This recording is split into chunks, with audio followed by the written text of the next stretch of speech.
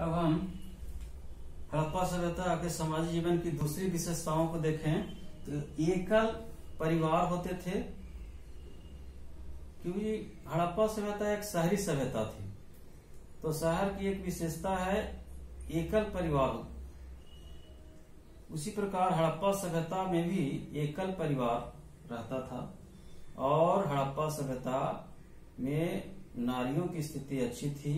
इसलिए कहा जाता है कि हड़प्पा सभ्यता मातृसत्तात्मक व्यवस्था था हड़प्पा सभ्यता में, क्योंकि नारियों का मृण मूर्ति बहुत सारा प्राप्त हुआ है और तरह तरह का प्राप्त हुआ है। कभी नारियों को देवी के रूप में दिखाया गया है, कभी नारियों को सृष्टिकर्ता के रूप में दिखाया गया है। इस तरह से नारियों का सम्मान था। इसलिए हड़प्पा सभ्यता मातृसत्तात्मक व्यवस्था था। इसका एक और विशेषता हड़प्पा सभ्यता की है कि वो सार्वजनिक जीवन में कम दिखाई पड़ते थे। लोग अपने तक ही सीमित रहना चाहते थे। यह हड़प्पा सभ्यता के आवास को देखकर लगता है। हड़प्पा सभ्यता का जो आवास बना हुआ है, उनके बीच में दो आवास के बीच में गैप होता था। किसी प्रकार का मिलने का कोई संकेत नहीं था। खिड़की नहीं रहती थी, बाहर से खिड़की भी नहीं रहती थी। तो इस प्रकार सार्वजनिकता का अभाव था। खिड़की नहीं रहती थी, रोशनदानी नहीं रहता था। केवल कुछ जगह अपवाद मिला है, जैसे मोहनजोदड़ो, हड़प्पा जैसे जगहों से कुछ अपवाद मिला है। साथ ही साथ सामने से दरवाजा नहीं होता था, इसे फ्रंट डोर कहते हैं। सामने से दरवाजा नहीं होता था, दरवाजा भी अंदर की ओर होता था। इस तरह से इतिहासकार एक निष्कर्ष पर निकले कि हड़प्पा सभ्यता में एकल परिवार था और सार्वजनिकता का अभाव था। अब हम लोग सामाजिक जीवन के तीसरे पॉइंट पर चले, पहनावा। तो हड़प्पा सभ्यता के लोग क्या पहनते थे, उनका रहन सहन कैसा था। तो हड़प्पा सभ्यता के लोग के साक्ष्यों के आधार पर यह निष्कर्ष निकाला गया कि महिला हो या पुरुष, हड़प्पा सभ्यता के लोग एक वस्त्रा थे। एक वस्त्रा कहने का अर्थ हुआ एक ही वस्त्र को पहनते थे। हड़प्पा और मोहनजोदड़ो से प्राप्त मूर्तियों, पत्थर की मूर्तियों को देखकर यह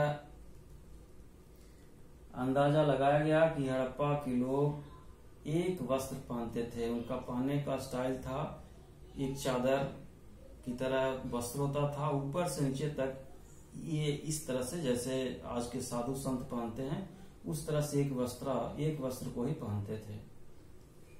और महिलाओं का भी एक वस्त्र था, जिसका साक्ष्य मोहनजोदड़ो के कांसे की मूर्ति से, नाचती हुई कांसे की मूर्ति से पता चलता है। महिला एक हाथ में ऊपर से नीचे तक चूड़ी पहने हुए, दूसरा हाथ खाली है और नीचे ही एक स्कर्ट की तरह वस्त्र पहने हुए, ऊपर का भाग खुला हुआ है और सर पर आभूषण होता है। इस तरह से महिलाओं का पहनावा ओढ़ावा था। निष्कर्ष के रूप में कह सकते हैं कि हड़प्पा सभ्यता के लोग एक वस्त्र पहनते थे। अब आगे आए,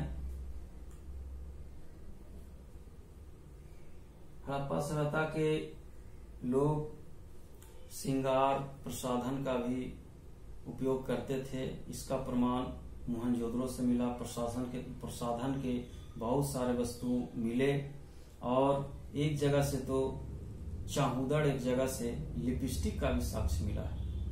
तो इस प्रकार हड़प्पा के लोग प्रसाधन का भी उपयोग करते थे।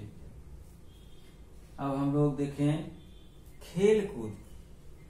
तो साक्ष्य में प्राप्त हुआ है खेल कूद। पासा का खेल खेला जाता था, शतरंज का खेल खेला जाता था और इसका प्रमाण लोथल से मिला है।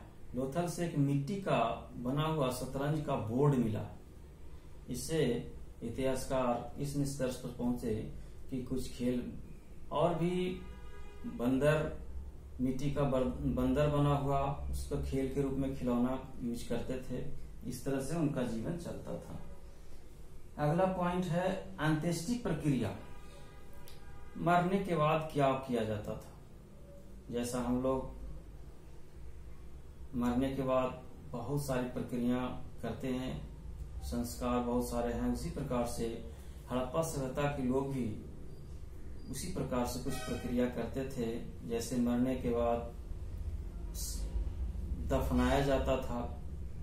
दफनाने के साथ साथ पहले ही बताया कि उनके जो प्रयोग की वस्तुएं थी उनको भी साथ साथ दफनाया जाता था। दफनाने का प्रक्रिया या अंतिम समाधान करने का प्रक्रिया भी 3 प्रकार का होता है।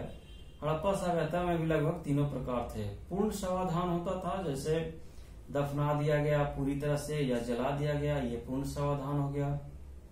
कभी कभी होता था जलाने के बाद उसकी हड्डियां बचती थी, उसको कलश में तो घड़ा में डाल करके उसको पानी में डाल दिया, जो आज भी करते हैं। तो उस तरह से आंशिक समाधान भी होता था। हड़प्पा सभ्यता में इस तरह के प्रक्रियाएं होती थी। एक जगह देखे कि रोपड़ स्थान से जो प्राप्त हुआ आदमी का जो शव था उसके साथ कुत्ते को भी दफनाया गया था। तो इस तरह से हड़प्पा सभ्यता में अंत्येष्टि की प्रक्रिया थी। हड़प्पा सभ्यता के लोग अंधविश्वासी भी थे, आज भी अंधविश्वासी हैं, तो उस समय तो होना लाजमी है। लोग गले में ताबीज पहनते थे।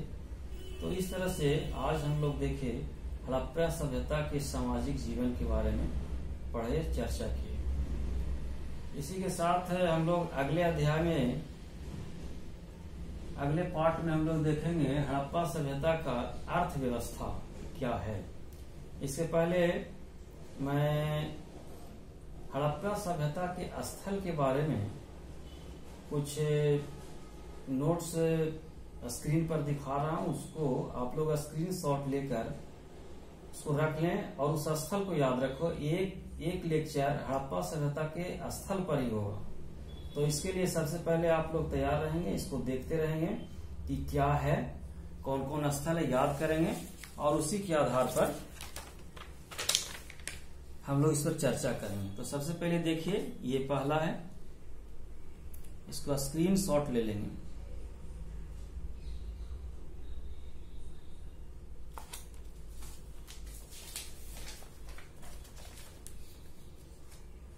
ये दूसरा है,